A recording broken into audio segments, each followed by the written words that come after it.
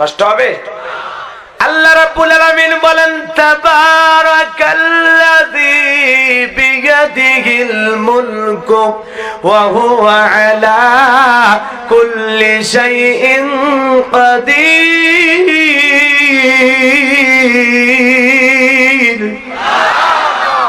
আল্লাহ রাব্বুল আলামিন বলেন মহামান্বিত সেই সত্তা যার হাতে সর্বময় কর্তৃত্ব রাজত্ব পাওয়ার ক্ষমতা, তিনি হলেন সর্ব বিষয়ে শক্তিমান।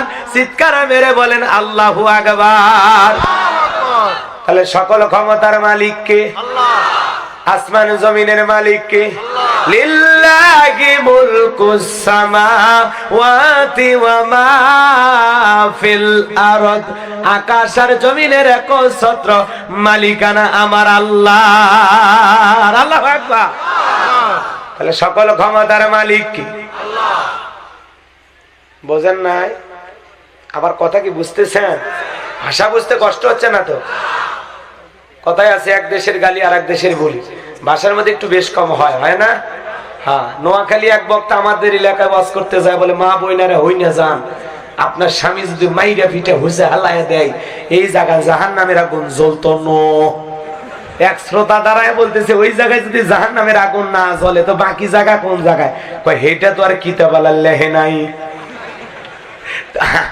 আমার ভাষা বুঝতে তো সাতক্ষীরার মুসলমানের কষ্ট হওয়ার কথা না। মন খারাপ করতেছেন নাকি? হ্যাঁ, এরকম ভাষায় কম বেশি হয়। আমাদের এলাকায় নওগাঁ জয়পুর হাট আছে, ওই এলাকাতে গেলে ওই এলাকার মানুষ বাপরে কি বলে জানেন? কয় তুই কেন কাছু, তুই কোটে যাওছু, তুই কি করছু, তুই খাইছু। কথা বুঝলেন না মনে হয়? তার মানে তুমি কেমন আছো, তুমি কোথায় যাচ্ছ, তুমি কি করতেছো, তুমি কি খাওয়া দাওয়া করেছো? বোঝেন নাই? বুঝেছেন? খালি হ্যাঁ হ্যাঁ কইেন না, বুঝছেন? আর ওই লোকগুলো আবার গরুকে যখন খাবার দেয়, গাভী চেনেন না? হ্যাঁ, গাভীরে যখন খাবার দেয় তখন কি বলে জানেন? গরুর সামনে খাবার দেয় বলে আপনি খাইলে খান, না খাইলে গুদগুদাইন না। তাহলে গরুরে ডাকে আপনি কইরা, বাপক ডাকে তুই কইরা। কতটা বোকারা, কথা কন ঠিক কিনা? তো এইরকম কিছু ভাষায় কম বেশি থাকে, আছে না? না হয়তো বা সাতক্ষীরার মানুষ আমার কথা নাও বুঝতে পারে। মন খারাপ করেছেন?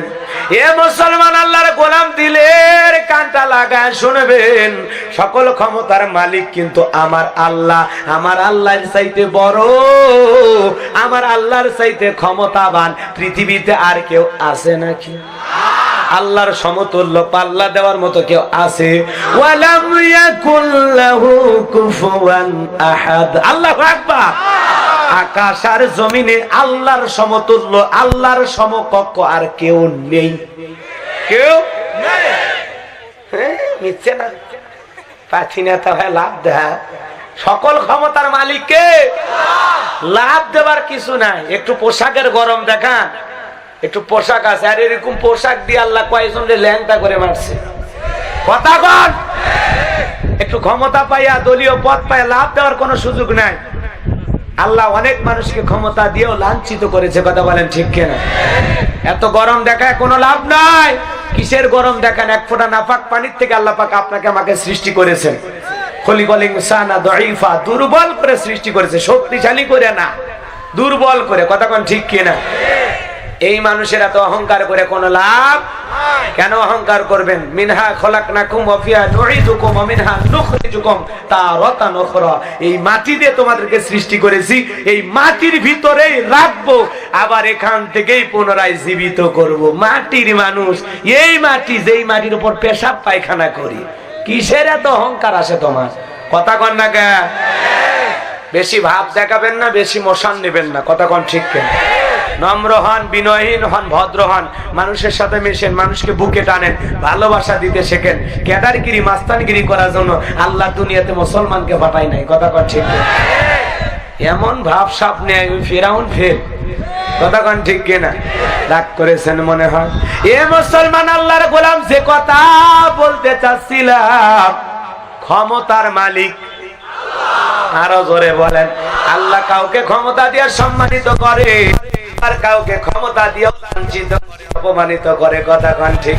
আর দোকানপাট ব্যবসা বাণিজ্য দখল করছে, কেন মারবে? কারণ হলো নবীজি তাদের বাপ দাদার ধর্ম বাদ দিয়ে নতুন ধর্মের দাওয়াত দেয়, যে দাওয়াত দেওয়ার জন্য আল্লাহ রাব্বুল আলামিন রাসূলকে দায়িত্ব দিয়েছেন, রিসালাত দিয়েছেন, কথা বলেন ঠিক কিনা?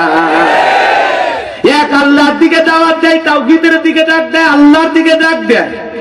এইটাই জালেম বেঈমানদের সহ্য হলো না, এজন্য কাফের আমর দেখে বলে আব্দুল্লাহর বাবা মুহাম্মাদের কাল্লা না নাও পর্যন্ত আমি এক ফোঁটা পানিও পান করব না। জোরে কন্যা উজবিল্লাহ। এই শপথ কইরা দলবল ভারী কইরা আমার ভাইরা ভালো করে বোঝার চেষ্টা করবেন, গভীর মনোযোগ দিয়ে শোনার চেষ্টা করবেন। রাসূলুল্লাহর কাল্লা নেওয়ার জন্য দলবল ভারী করে রওনা করেছে। আল্লাহ পাক এই সংবাদ মদিনায় পৌঁছায়া দিলেন। মদিনায় যখন সংবাদ চলে গেল, মক্কার আমর মুহাজির আমার রাসূলুল্লাহর কাল্লা নেওয়ার জন্য রওনা করেছে। আমার রাসূল তখন চিন্তায় পড়ে গেলেন, কি করা যায়? সাহাবীদেরকে বললেন, আমার সাহাবীরা, মক্কার মুহাজির আমর আমার কাল্লা নেওয়ার জন্য রওনা করেছে, কি করা যায়, কি করা যায়? হযরত ওসমান ডেকে বলে, নবী গো, আপনি আল্লাহর পয়গাম্বর, আল্লাহর কাছে দোয়া করেন, আল্লাহ আপনার দোয়া কবুল করে যেন আমরের হাত পা অবশ করে দেয়, প্যারালাইজ করে দেয়। কথা বোঝেন নাই? এই কথা শোনার পর নরম মানুষ দোয়ার পক্ষে, নরম মানুষ দোয়ার পক্ষে। নবীজি হযরত ওসমানের কথা শুনে হাত তুলেছেন, আল্লাহ, মক্কার মুহাজির আমর আমার কাল্লা নেওয়ার জন্য রওনা করেছে, মালিক গো, ওই আমর আমার কাছে পৌঁছার আগে তারা হাত পা এতটুকু শুধু বলছে। আল্লাহ আসমান থেকে বলে, জিবরাইল, আর করিস না দেরি, বিশ্বনবীকে জানায় দে তাড়াতাড়ি। আমি আল্লাহ পাক শুধু দুই হাত দোয়া করার জন্য দেই নাই, মাঝে মাঝে জালেম আর বেঈমানদের সাইজ করার জন্য দুই হাতে লাঠিও তুলে নেওয়া লাগবে। আল্লাহু আকবার।